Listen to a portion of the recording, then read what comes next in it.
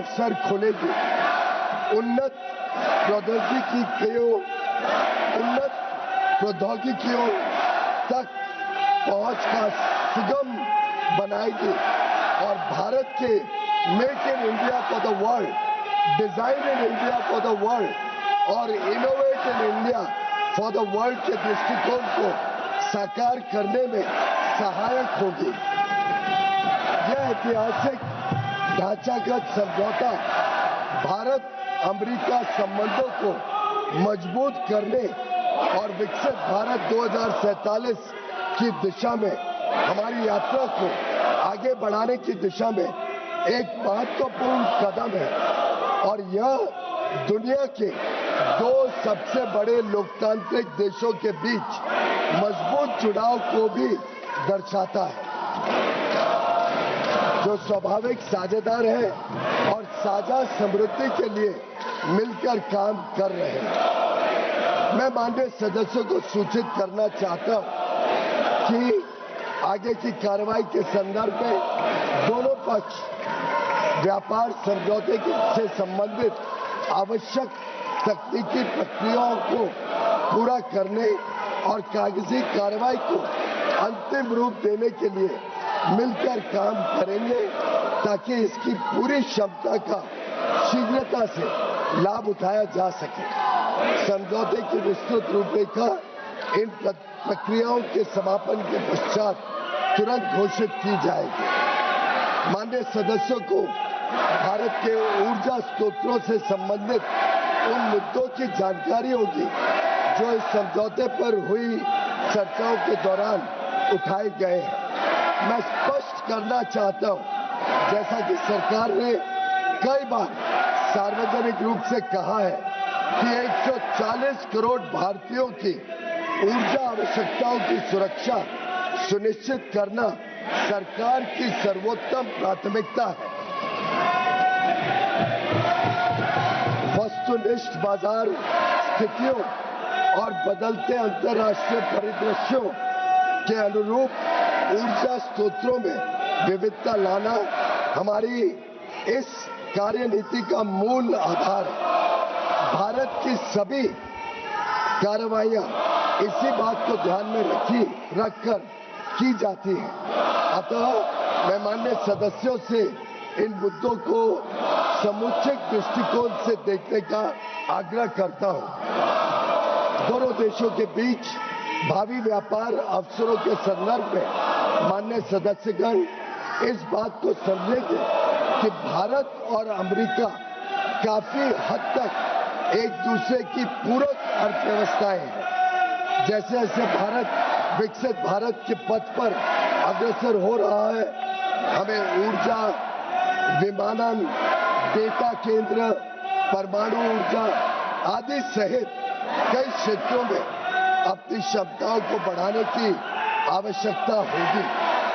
America in क्षेत्रों में दुनिया का अग्रणी देश है, इसलिए हमारे लिए इन क्षेत्रों में व्यापार की संभावनाओं पर ध्यान केंद्रित करना स्वाभाविक है, जिससे न केवल हमारी खरीद में बल्कि हमारे अपने निर्यात में भी विस्तार होगा।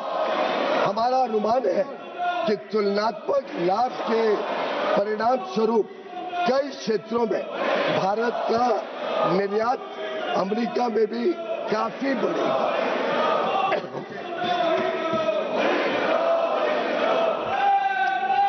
विश्व की सबसे बड़ी अर्थव्यवस्था के साथ यह ढांचागत समझौता, जो आने वाले वर्षों में वैश्विक विकास और नवाचार को गति प्रदान करेगा, भारत की जनता एवं राष्ट्र के व्यापक हित में है और देश को बहुत लाभ देगा।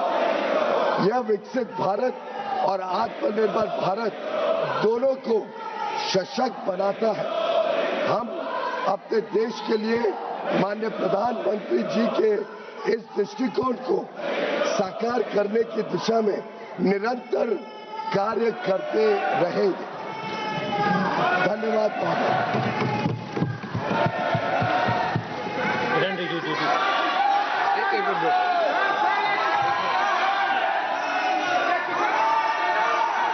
माननीय सदस्यगण, ये सदन देश के लोकतंत्र का उच्च सदन है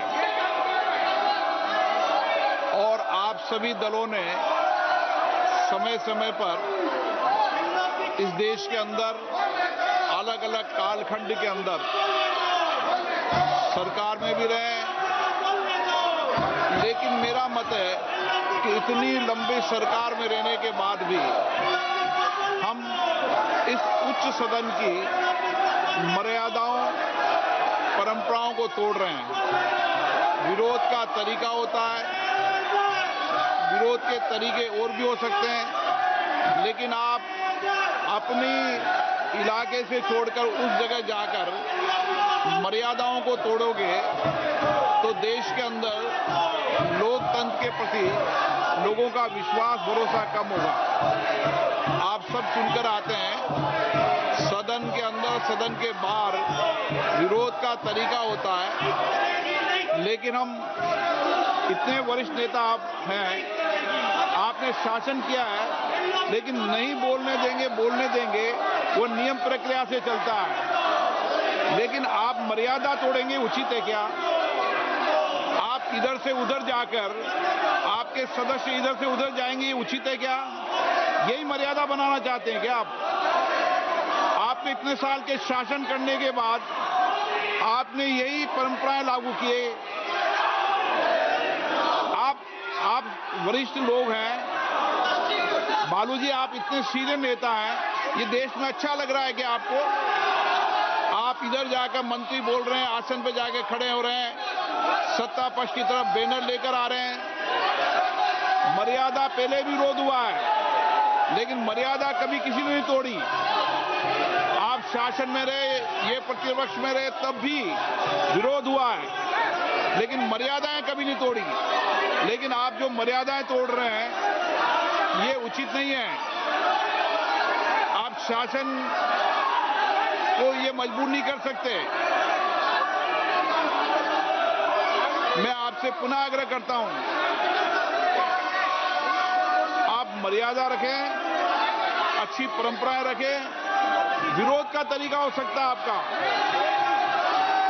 विरोध आवाज से नहीं, शब्दों से होता है, विरोध तर्कों से होता है, नारेबाजी से, बैनर से विरोध नहीं होता। विरोध शब्दों, तर्कों से होता है, असहमति मुद्दों पर होती है। वैचारिक मतभेद हैं, वैचारिक मतभेद बोलना चाहिए, ये सदन वैचारिक मतभेदों के लिए बोलने के लिए, लेकिन ये तरीका ठीक है क्या? नो। अगर आप यही तरीका अपनाना चाहते हैं तो अपनाएं। मेरा एज अध्यक्ष के नाते आपसे आग्रह रहता है, सदन से आग्रह रहता है कि सत्ता पक्ष हो चाहे प्रतिपक्ष हो, सदन की मर्यादाओं, परंपराओं को बना के रखें। ये सभागृह आपका है, आप इस सभागृह का जितना अपमान करेंगे, देश आपको देखेगा, और आप इस सभागृह की प्रतिष्ठा को गिराने का कृत्य कर रहे हैं। इस व्यवस्था के अंदर सदन चलाना उचित नहीं है। मैं सदन की कार्रवाई आज 2 बजे तक के लिए स्थगित करता हूं। तो बड़ी खबर आपको बता रहे, जहां लोकसभा की कार्रवाई स्थगित की गई है। आप सुन रहे थे यहाँ पे वाणिज्य एवं उद्योग मंत्री पीयूष गोयल को, जिन्होंने कहा कि किस प्रकार से, आपको बताया, अमेरिका और भारत के बीच में जो ट्रेड डील हुई है उसको लेकर वो जानकारी दे रहे थे, और साफ तौर पर उन्होंने कहा कि दोनों देशों के लिए, दोनों पक्षों के हित में और फायदेमंद है ये डील, किसानों को इससे कोई नुकसान नहीं होगा। उसके बाद आपको बताया, यहाँ विपक्ष की ओर से हंगामा देखने को मिला, और हंगामे के बाद अब लोकसभा की कार्रवाई 2 बजे तक के लिए स्थगित कर दी गई है। तो इस वक्त की बड़ी खबर आपको बता रहे, लोकसभा की कार्रवाई स्थगित हो चुकी है। 2 बजे के लिए लोकसभा की कार्रवाई स्थगित कर दी गई है। लोकसभा स्पीकर ओम बिरला की ओर से आपको बताया, यहां लोकसभा की कार्रवाई विपक्ष के हंगामे के बाद स्थगित कर दी गई है, और अब 2 बजे के बाद यहां पे लोकसभा की कार्रवाई होती नजर आएगी। देखिए, इस बीच यहां आप पीयूष गोयल को सुन रहे थे, जहां वो साफ तौर पर कहते हुए नजर आ रहे थे कि जो भारत और अमेरिका के बीच में ट्रेड डील हुआ है वो काफी फायदेमंद है दोनों पक्षों के लिए, दोनों देशों के हित में ये डील है, और इस डील से किसानों को कोई नुकसान नहीं होगा, बल्कि इस डील से अमेरिकी बाजार में जो भारत का निर्यात है वो बढ़ता हुआ नजर आएगा।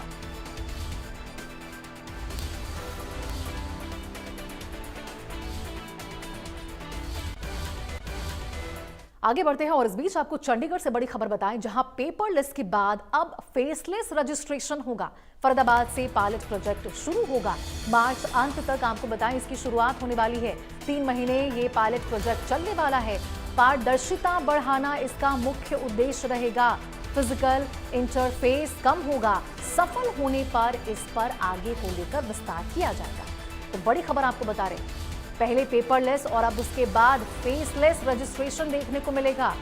फिजिकल इंटरफेस कम होगा, इससे